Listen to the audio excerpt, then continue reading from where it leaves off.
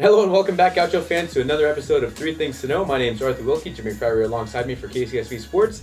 Here's three things to watch for in this weekend's upcoming series between the UCSB baseball team and Long Beach State right here at Caesar Wasaka Stadium. Without further ado, here's point number one, and that's that the forecast for UCSB in terms of pitching looks very favorable. The fearsome trio for the Gauchos of Ben Breck, Jack Dashwood, and Rodney Boone will be facing off on the mound against Adam Seminaris, Nick Avila, and Zach Bayoun in what looks like the stats favor UCSB's pitchers a lot more than they do Long Beach State's at this point in the season. For sure, and Seminaris and Bayoun, the Friday and Sunday starters, both left-handed, and the Gauchos usually have all-righty lineup except for when Kyle Johnson gets the start at first base.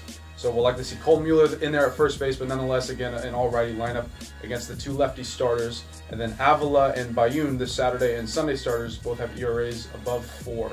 So the Gaucho bats are looking to increase that ERA, and it should bode well for them this coming weekend. Everything's all ready for the Gauchos, and what hasn't been all ready for Long Beach State is that this season they've been struggling. They started off this year scheduling really tough opponents. Number 3 Florida to start off the year. They had several other ranked opponents, and that was a good excuse in their poor start to the campaign, at least in the non-conference slate. But now Big West play has begun. They're still only 5-10 in conference play. They just barely cleared the double-digit mark in wins this past weekend. Things haven't been looking very good for Long Beach State all year long, and really, for the Dirtbags, who could have seen this coming?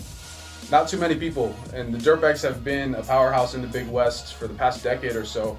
But that's the problem when you schedule a tough non-conference schedule to start the year. You go into Big West play with a poor record, with guys not playing very well, and then when you dismiss your coach midway through the year, that doesn't bode well either. But they did sweep UC Riverside over the weekend at home, so they may be turning a corner late in the year, and the Gauchos could be facing them now this weekend at the worst time possible. And that tees me up for point number 3, in which UCSB, they got to be careful here, because Long Beach State, all of a sudden, they're looking pretty decent. They swept UC Riverside last weekend. They're still sitting in the bottom of the Big West, but then they faced number 1 UCLA in a midweek matchup on Tuesday, and they took the Bruins to 12 innings. They lost 2-1 there in that matchup, but still a very positive result for an otherwise dreary season for Long Beach State. So they could be coming into Caesar Wasaka Stadium, as you mentioned, at potentially the very worst time for UCSB.